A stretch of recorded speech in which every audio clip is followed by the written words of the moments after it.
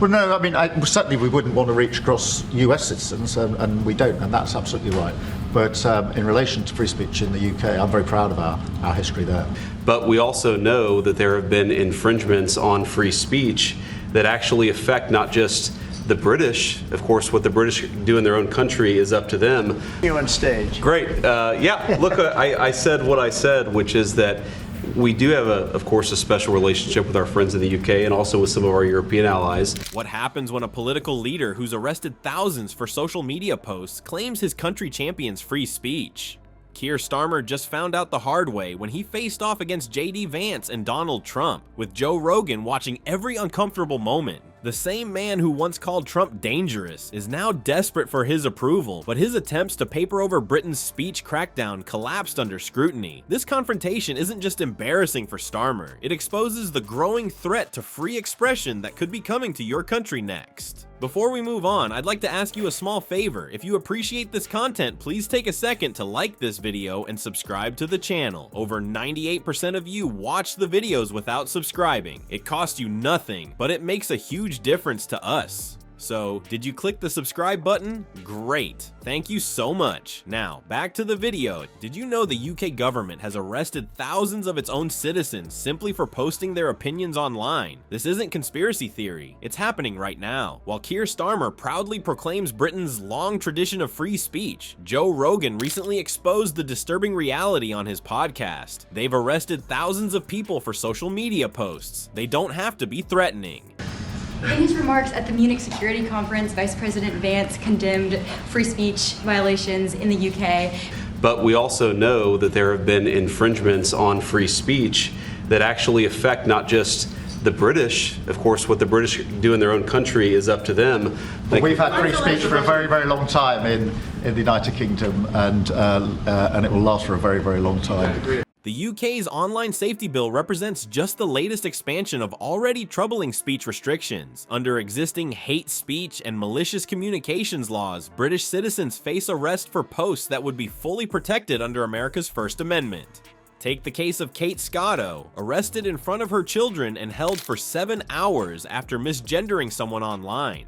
Or Army veteran Adam Smith Connor, detained simply for silently praying near an abortion clinic, an act the authorities claimed might cause anxiety to others. The justification? Protecting vulnerable communities from harmful speech. Yet this noble-sounding goal masks an ever-expanding government power to determine what opinions are acceptable. As Rogan pointed out, it's a new thing and it's a scary thing. The UK doesn't have America's constitutional safeguards against government overreach in speech regulation. Instead, they've embraced a model where certain viewpoints, particularly around immigration, gender, and religion, can trigger police involvement. What's especially troubling is how these arrests happen without requiring any evidence of actual threat. Simply expressing the wrong opinion can lead to a knock at your door. Former police officer Harry Miller discovered this after being investigated for non-crime hate incidents over tweets questioning gender ideology. Though not technically arrested, police told him they needed to check his thinking, a phrase straight out of dystopian fiction. The scale is staggering. Between 2014 and 2022, UK police recorded over 120,000 non-crime hate incidents and made thousands of arrests for online speech. The College of Policing guidelines encourage recording incidents even where no crime has occurred if someone perceives the speech as motivated by hostility based on protected characteristics. This creates a chilling effect on public discourse. Citizens self-censor, knowing their doorbell might ring after posting the wrong opinion. Meanwhile, Starmer walks into international meetings claiming Britain has had free speech for a very, very long time, a statement that collapses under the weight of evidence. From odious sad little man to honored guest at Buckingham Palace, Keir Starmer's breathtaking political U-turn on Donald Trump reveals just how quickly principles evaporate when power dynamics shift. The man who once viciously condemned Trump has suddenly discovered an urgent need for the former president's approval, orchestrating a humiliating spectacle that exposed both his hypocrisy and Britain's free speech crisis. Particularly, could you respond? What is your message? I have an idea. We have the man right here. Come on. Well, no, I mean, certainly we wouldn't want to reach across US citizens, and we don't, and that's absolutely right. But in relation to free speech in the UK, I'm very proud of our history there. But also affect American technology companies and by extension American citizens. So that is something that we'll talk about today at lunch. When Starmer walked into the White House, he clearly didn't anticipate becoming the target of an intellectual ambush. JD Vance, Trump's running mate, seized the opportunity to confront the British Prime Minister about the UK's increasingly restrictive speech laws. The footage speaks volumes. Starmer's uncomfortable body language and strained facial expressions betrayed a man completely unprepared to defend his contradictory positions on free expression. Vance's challenge centered on a particularly disturbing case that perfectly illustrates Britain's speech crisis.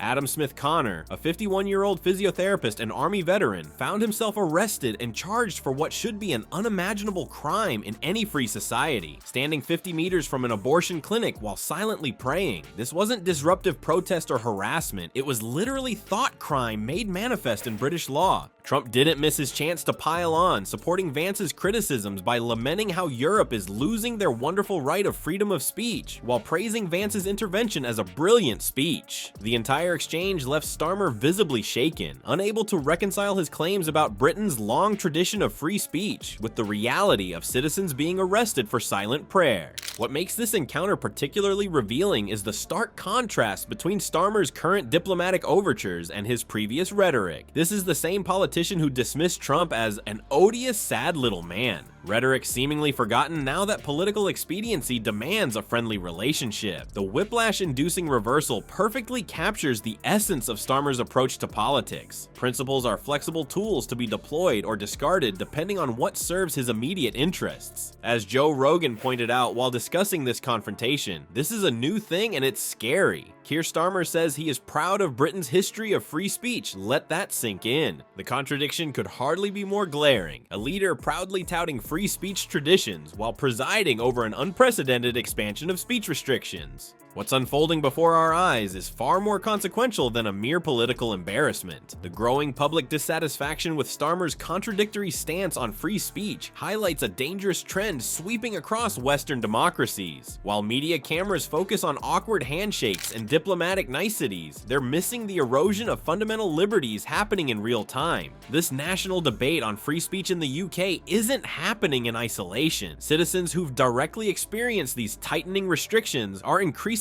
vocal about the disconnect between politicians' lofty rhetoric and the harsh reality on the ground. The question now facing Britons, and indeed citizens across the democratic world, is whether they'll recognize these encroachments on their liberties before the right to speak freely becomes nothing more than a historical footnote. When leaders like Starmer pivot from principle to political expediency, it's not just their reputation that suffers. Every time a government expands its power to regulate expression under the pretense of safety, ordinary people lose another fragment of their freedom. This isn't about left or right politics. It's about preserving the foundation upon which all other democratic values stand.